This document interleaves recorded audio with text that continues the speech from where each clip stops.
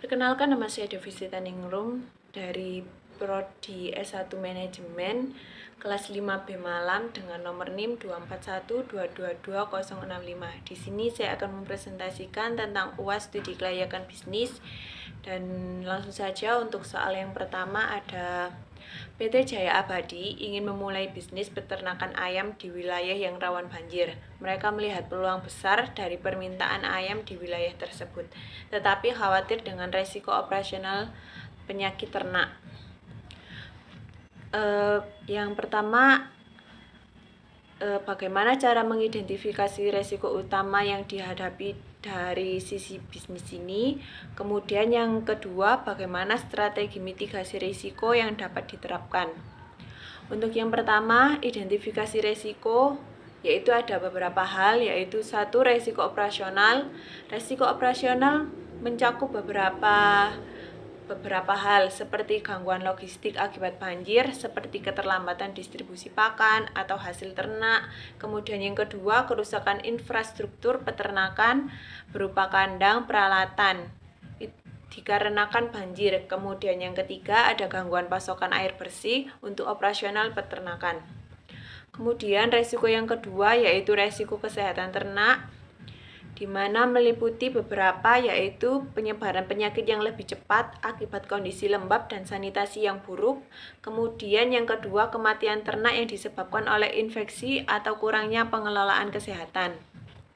Kemudian resiko yang ketiga yaitu resiko finansial. Yang pertama, ada biaya tambahan untuk perbaikan kerusakan akibat banjir.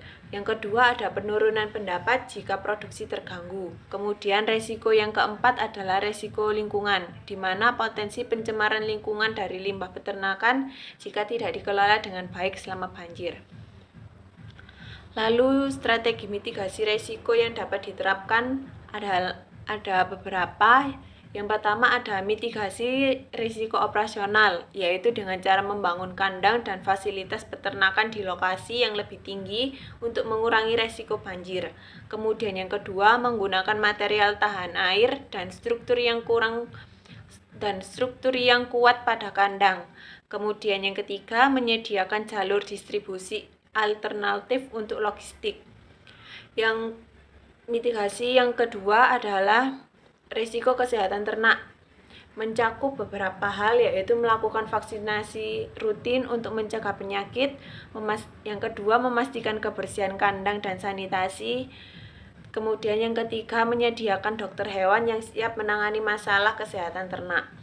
Kemudian untuk mitigasi yang ketiga yaitu mitigasi risiko finansial, yaitu mengalokasikan dana darurat untuk perbaikan dan penanggulangan risiko. Yang kedua, mengasuransikan peternakan terhadap risiko banjir dan penyakit ternak. Kemudian mitigasi yang keempat yaitu mitigasi risiko lingkungan, di mana kita membuat sistem pengelolaan limbah yang baik untuk mengurangi pencemaran. Dan yang kedua, menanam vegetasi di sekitar peternakan untuk membantu penyerapan dan pencegah erosi. Untuk soal yang kedua adalah sebuah perusahaan mempertimbangkan investasi dalam bentuk proyek teknologi dengan biaya awal 500 juta rupiah ditambah 65 juta rupiah. Proyeksi arus kas bersih tahunan adalah 150 juta rupiah ditambah 65 juta rupiah selama 5 tahun. Tingkat diskonto yang digunakan adalah 12%. Kemudian soal hitung nilai sekarang bersih atau NPV, Net Present Value. Yang B, jika IPP proyek adalah 14%, apakah proyek ini layak dijalankan dan apa alasannya?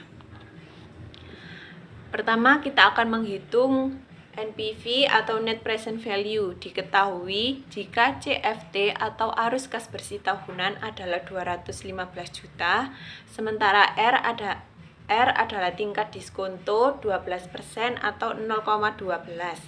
Kemudian T adalah tahun ke 1, 2, 3 sampai 5. Kemudian N adalah jumlah tahun yang dimana kita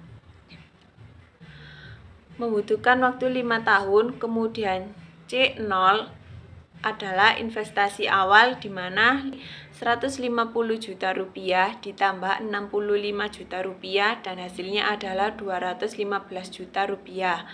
Kemudian nilai 565 juta rupiah didapatkan dari 500 juta rupiah ditambah 65 juta rupiah dan menghasilkan 565 juta rupiah. Kemudian kita masukkan ke dalam rumus NPV sama dengan N sigma T. T dalam artian itu adalah tahun sama dengan 1, kemudian CFT per buka kurung 1 ditambah R tutup kurung tahun kemudian dikurangi C0. Perhitungannya adalah NPV sama dengan 215 dibagi buka kurung 1 ditambah 0,12 tutup kurung tahun ke-1 kemudian plus 215 dibagi buka kurung 1 ditambah 0,12 tutup kurung 2 plus 215 dibagi buka kurung 1 ditambah 0,12 tutup kurung 3 plus 215 dibagi buka kurung 1 ditambah 0,12 tutup kurung 4 plus 215 dibagi buka kurung 1 ditambah 0,12 tutup kurung 5 dan dikurangi 565. Kemudian hasil dari tahun pertama adalah 191,96 ditambah tahun kedua yaitu dengan hasil 171,42 ditambah tahun ketiga yaitu 153,03 ditambah tahun keempat yaitu 136,63 ditambah tahun kelima yaitu 121,00 kemudian dikurangi 565 dan dengan dijumlahkan hasil di atas memperoleh 775,04 kemudian dikurangi 565 dan memperoleh hasil 210,4 juta. Jadi NPV yang diperoleh adalah 210,4 juta rupiah. Kemudian, apakah proyek ini layak dijalankan jika IRR 14%? Keputusan berdasarkan NPV. Jika NPV lebih besar dari 0, maka proyek layak dijalankan. Dan dalam kasus ini, NPV-nya adalah 210,14 juta, sehingga proyek layak dijalankan. Jadi, keputusan berdasarkan IRR adalah IRR 14% lebih tinggi daripada tingkat diskonto yaitu 12%. Artinya tingkat pengembalian proyek lebih besar dari biaya modalnya. Dan kesimpulannya proyek ini layak dijalankan karena memiliki nilai NPV positif yaitu 210,14 juta rupiah. Dan IRR 14% lebih tinggi daripada tingkat diskonto 12%. Kemudian untuk soal yang ketiga, sebuah usaha bakery membutuhkan investasi awal sebesar 100 juta rupiah ditambah 65 juta rupiah. Pendapatan per bulan diproyeksikan 20 juta rupiah ditambah 65 juta rupiah dengan biaya operasional 12 juta rupiah ditambah 65 juta rupiah. Hitung waktu pertama, hitung waktu balik modal atau payback period. Kemudian yang kedua, apakah usaha ini layak dijalankan jika waktu balik modal maksimal yang diharapkan adalah 2 tahun. Pertama, kita akan menghitung payback period atau waktu balik modal. Diketahui jika investasi awal adalah 165 juta, kemudian yang kedua adalah pendapatan per bulan 85 juta, kemudian yang ketiga adalah biaya operasional per bulan adalah 77 juta, maka keuntungan bersih per bulan adalah 8 juta.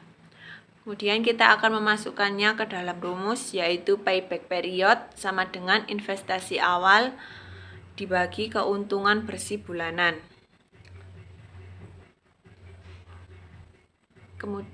Lalu kita akan substitusikan nilainya. Payback period sama dengan 165 dibagi 8 sama dengan 20,625 bulan, dan jika dibulatkan adalah 20,63 bulan. Kemudian kita akan konversikan ke tahun, yaitu dengan cara 20,63 bulan dibagi 12 dalam artian 1 tahun sama dengan 1,72 tahun. Jadi waktu balik modal adalah sekitar 1,72 tahun. Kemudian untuk yang kedua, apakah usaha ini layak dijalankan jika waktu balik modal maksimal yang diharapkan adalah 2 tahun adalah yang pertama, waktu balik modal yang dihitung adalah 1,72 tahun atau lebih pendek dari waktu maksimal yang diharapkan, yaitu 2 tahun. Oleh karena itu, usaha ini layak untuk dijalankan. Kemudian untuk soal yang keempat, sebuah bisnis catering memiliki biaya tetap yaitu 150 juta ditambah 65 juta per bulan, dan biaya variabel adalah Rp25.000 per porsi. Harga jual per porsi adalah Rp50.000. Kemudian hitung berapa jumlah porsi yang harus dijual untuk mencapai break even point. Kemudian yang kedua, jika rata-rata penjualan per bulan adalah Rp2.000 porsi, apakah bisnis ini menguntungkan? Yang pertama, kita akan menjawab apakah berapa jumlah porsi yang harus dijual untuk mencapai break even point.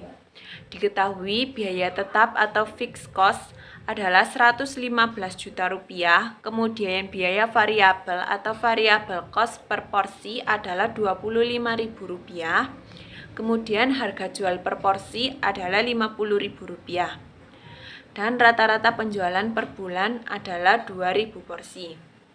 Kemudian kita akan memasukkannya ke dalam rumus BEP. BEP sama dengan biaya tetap dibagi harga jual per porsi dikurangi biaya variabel per porsi. Kemudian kita akan substitusikan nilainya, yaitu BEP sama dengan Rp115 juta dibagi 50.000 dikurangi Rp25.000. BEP sama dengan Rp115 juta dibagi Rp25.000 sama dengan 46.000 porsi. Jadi jumlah porsi yang harus dijual untuk mencapai BEP adalah 4.600 porsi. Kemudian yang kedua adalah rata-rata penjualan per bulan adalah 2.000 porsi. Dan apakah bisnis ini menguntungkan? Kita akan mencari keuntungan per porsi. Untuk yang kedua, pertama kita akan mencari keuntungan per porsi, yaitu dengan cara keuntungan per porsi sama dengan harga jual per porsi dikurangi biaya variabel per porsi, sama dengan Rp50.000 dikurangi Rp25.000, dan mendapat dari hasil hitung di atas, maka keuntungan per porsi yang diperoleh adalah Rp25.000. Kemudian kita akan mencari total keuntungan per bulan, yaitu dengan cara total keuntungan per bulan sama dengan buka kurung, keuntungan per porsi, tutup kurung, dikali jumlah penjualan, dikurangi biaya tetap. Kemudian kita akan mensubstitusikan nilainya, yaitu total keuntungan per bulan sama dengan buka kurung Rp25.000 dikali 2.000, tutup kurung, dikurangi Rp115 juta sama dengan Rp50 juta dikurangi Rp115 juta sama dengan min Rp65 juta. Dengan rata-rata penjualan 2.000 porsi, bisnis ini tidak menguntungkan karena mengalami kerugian sebesar 65 juta per bulan. Kemudian untuk soal yang terakhir, yaitu sebuah perusahaan minuman herbal ingin membangun pabrik di luar kota. Mereka memiliki dua pilihan lokasi. Yang pertama, lokasi A dekat dengan pemasok bahan baku tetapi jauh dari pasar utama. Kemudian untuk lokasi yang kedua, lokasi B jauh dari pemasok bahan baku tetapi dekat dengan pasar utama. Faktor apa saja yang perlu dipertimbangkan dalam memilih lokasi ini, dan berikan rekomendasi berdasarkan kelebihan dan kekurangan masing-masing lokasi. Yang pertama, kita akan membahas lokasi terlebih dahulu. Faktor yang dipertimbangkan dalam memilih lokasi ada beberapa, yaitu A. Aksesibilitas. Lokasi A unggul dalam akses ke pemasok bahan baku yang dapat menekan biaya logistik dan menjaga ketersediaan bahan. Kemudian lokasi B dekat dengan pasar utama sehingga dapat meningkatkan potensi penjualan karena lokasi strategis.